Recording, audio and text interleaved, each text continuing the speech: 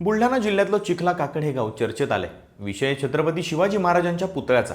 रात्रीच्या अंधारामध्ये पुतळा बसवला जातो। दुसऱ्या दिवशी तो हटवण्याचे आदेश येतात आणि बघता बघता गाव दोन गटांमध्ये विभागलं जातं। त्यांच्यामध्ये हाणामारी होते, महिलेचे कपडे फाटेपर्यंत मारहाण केल्याचे आरोप होतात आणि परिस्थिती इतकी हाताबाहेर जाते की पोलिसांना संचारबंदी लागू करावी लागते। पण आता हा वाद फक्त एका पुतळ्यापुरता मर्यादित राहिला नाहीये, तर त्याला आता जातीय, राजकीय आणि सामाजिक वळण लागलंय।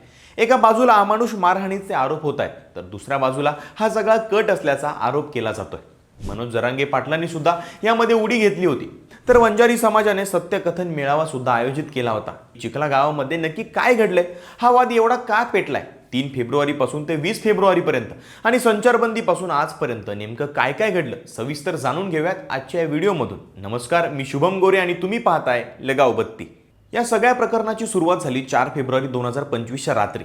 चिखला काकड गावातल्या अंगणवाडी परिसरामध्ये अज्ञातांनी छत्रपती शिवाजी महाराजांचा एक पुतळा बसवला। 19 फेब्रुवारीला शिवजयंती होती, त्यामुळे शिवभक्तांमध्ये मोठा उत्साह होता। मात्र प्रशासनाच्या म्हणण्यानुसार हा पुतळा कोणत्याही पूर्व परवानगीशिवाय बसवण्यात आला होता। 5 फेब्रुवारीला पोलिसांनी महसूल विभागाला अहवाल दिला की हा पुतळा अनधिकृत आहे। नंतर 11 फेब्रुवारीला लोणार तहसील कार्यालयाने ग्रामपंचायतीला आदेश दिला की हा पुतळा सन्मानपूर्वक तिथून हटवण्यात यावा।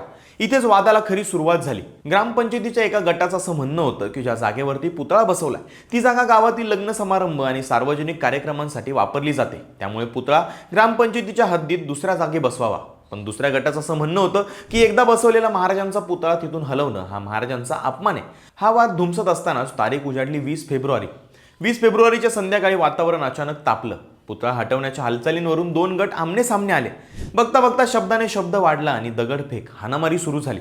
याच दरम्यान तिथे उपस्थित होता शिवसेना ठाकरे गटाच्या महिला उपजिल्हा प्रमुख संजीवनी वाघ। संजीवनी वाघ यांनी असे आरोप केलेत की चिखला गावच्या सरपंचांनी 200 ते 300 जणांचा जमाव गोळा केला आणि आमच्यावरती ते धावून आले।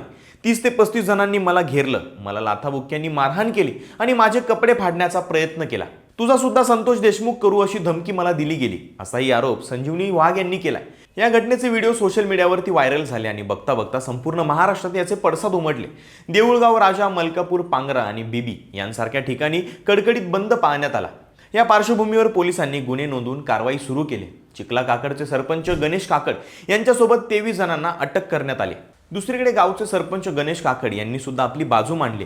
त्यांनी व्हिडिओ शेअर करत असं सांगितलंय की छत्रपती शिवाजी महाराजांचा पुतळा उभारण्याला आमचा काही विरोध नव्हता, पण त्याची जबाबदारी घेण्यासाठी कोणीही पुढे आलं नाही।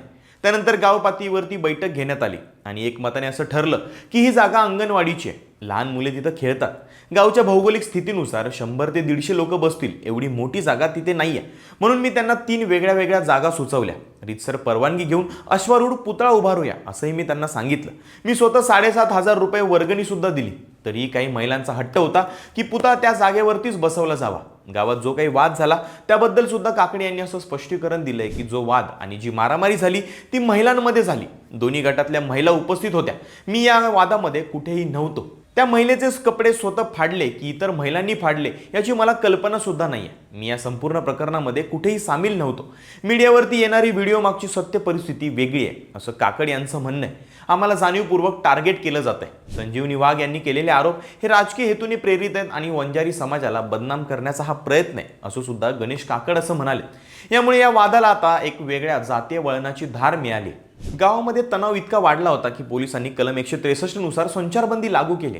गावाला छावणीचं स्वरूप आलंय। पण आश्चर्याची गोष्ट म्हणजे 22 फेब्रुवारीच्या मध्यरात्री पुन्हा एक घटना घडली। शेकडो शिवभक्त एकत्र आले आणि ज्या जागेवरून वाद सुरू होता त्याच जागी छत्रपती शिवरायांचा एक भव्य अश्वारूढ पुतळा बसवण्यात आला। रात्रीच्या वेळी वाजत गाजत मिरवणूक काढण्यात आली, पण पोलिसांनी हा पुतळा हटवण्याचा प्रयत्न केला नाही, कारण परिस्थिती पुन्हा हाताबाहेर जाण्याची भीती होती। चिखलामध्ये घडलेल्या घटनेचे पडसाद मात्र महाराष्ट्रामध्ये उमटले। देऊळगाव राजा, मलकापूर यांसारखी गावं बंद राहिली। आमदार संजय गायकवाड यांनी संजीवनी वाघ यांना 1 लाखांची मदत जाहीर केली, तर मनोज जरांगे पाटील यांनी सुद्धा 24 फेब्रुवारीपर्यंत दोषींवरती कठोर कारवाई करण्याची मुदत दिली। अन्यथा 25 फेब्रुवारीला मोठा रणसंग्राम छेडण्याचा इशारा मनोज जरांगे यांनी दिला।